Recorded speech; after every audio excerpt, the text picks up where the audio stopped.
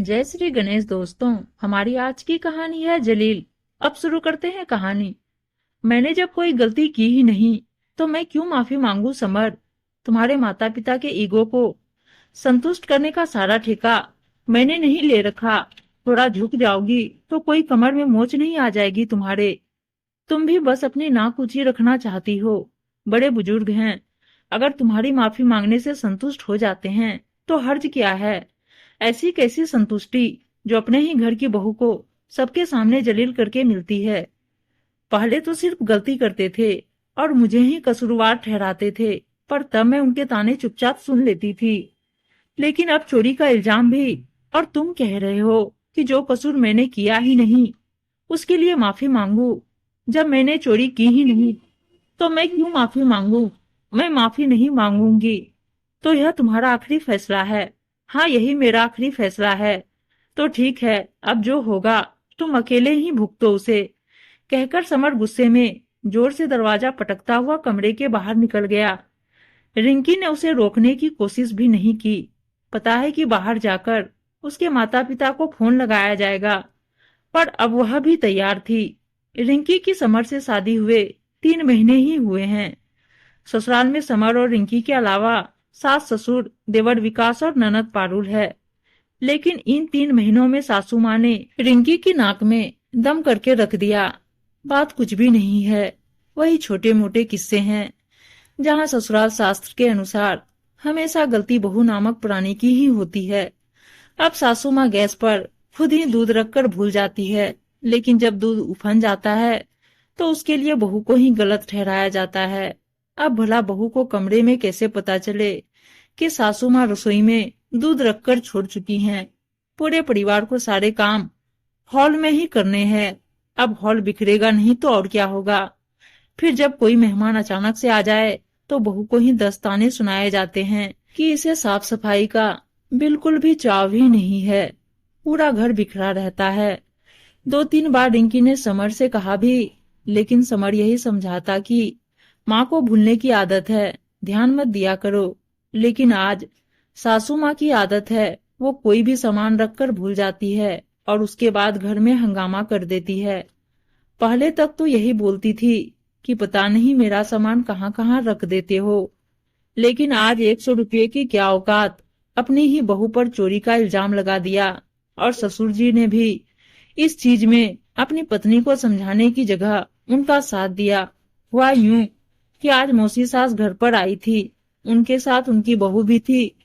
तो रिवाज के अनुसार मौसी की बहू ने सासू माँ के हाथ में 100 रुपये रखे और उनके पैर दबाए।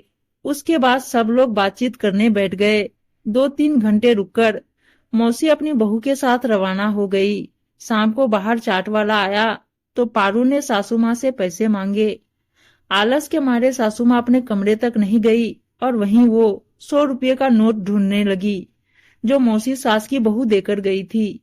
अब सासू माँ ने पूरे हॉल में सामान इधर उधर कर दिया, पर 100 का नोट मिला तक नहीं। समर भी घर आ चुका था। देखा तो पूरा हॉल बिखरा पड़ा है।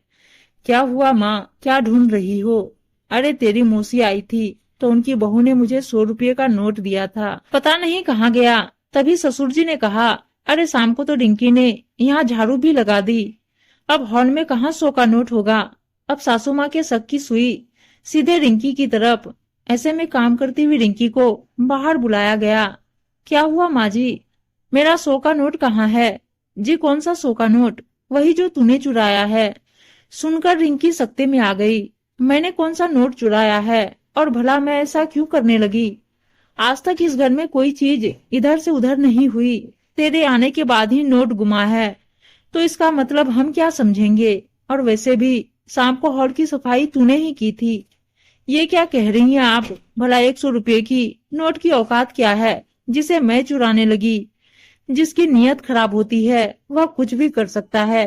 तुम तो 100 रुपये की बात कर रही हो, लोग तो 5-10 रुपये भी चुरा लेते हैं। अब की बार ससुर जी ने कहा, देख बहू, तू मेरा 100 का नोट चुपचाप लौटा दे और माफी मांग ले, हम तुझे कुछ नहीं कहेंगे। लेकिन अगर तूने माफी नहीं मांगी तो तेरे माता पिता को भी यहीं बुला लेंगे, फिर वो देंगे तेरी तरफ से जवाब। जब मैंने चोरी नहीं की तो मैं क्यों माफी मांगू? अब की बार रिंकी भी अड़ गई और अपने कमरे में चली गई। पीछे पीछे समर भी कमरे में आया और रिंकी को माफी मांगने के लिए कहने लगा। लेकिन आज रिंकी भी पक्का करके बैठी थी कि चाहे कुछ भी हो जाए, वो ऐसी किसी गलती के लिए माफी नहीं मांगेगी जो उसने की ही नहीं। थोड़ी देर बाद में देवर विकास भी घर आया तो देखा माँ आंसू बहा रही है और पिताजी और समर भी माँ के साथ ही बैठे हुए हैं। क्या हुआ माँ, आप रो क्यों रही हो? मेरी तो किस्मत ही खराब है जो ऐसी चोरनी बहू मेरे पल्ले पड़ी है। क्या हुआ माँ, बताओ तो सही। तब माँ ने रोते रोते सारा किस्सा विकास को कह सुनाया। सुनकर विकास भी सकते में आ गया। कैसी बात कर रही हो माँ, आप ऐसे कैसे भाभी पर इल्जाम लगा सकती हो? तू क्यों तेरी भाभी का ही पक्ष ले रहा है? अरे चोरनी है एक नंबर की। आज तक इस घर का सामान इधर से उधर नहीं हुआ और इसने आते ही अपना रंग दिखा दिया। बस करो माँ, जो भी मुंह में आ रहा है बोले जा रही हो। तुम्हें खुद तो कुछ याद रहता नहीं है, ऊपर से दूसरों पर इल्जाम लगाए जा रही हो। मौसी के सामने वो 100 रुपये तुमने मेरे हाथ में ही तो रखे थे जब मैंने आपसे बस के लिए किराया मांगा था। सुनते ही सब हैरान रह गए। समर हैरानी से अपने माता पिता को देखने लगा।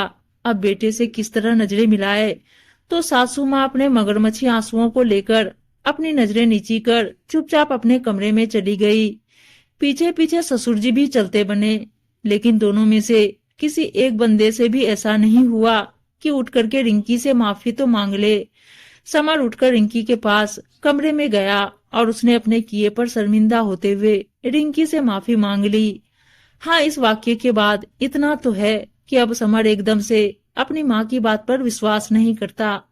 पहले रिंकी की भी सुनता है, उसके बाद ही किसी निर्णय पर पहुंचता है। लेकिन एक टीस हमेशा रिंकी के मन में रह गई कि अपनी माँ के भुलक्कड़ स्वभाव को जानने के बावजूद भी समर ने उस पर विश्वास नहीं किया। उम्मीद है दोस्तों कहानी अच्छी लगी होगी और अच्छी अच्छी कहानियां सुनने के लिए चैनल को सब्सक्राइब और वीडियो को लाइक शेयर जरूर कर दीजिएगा।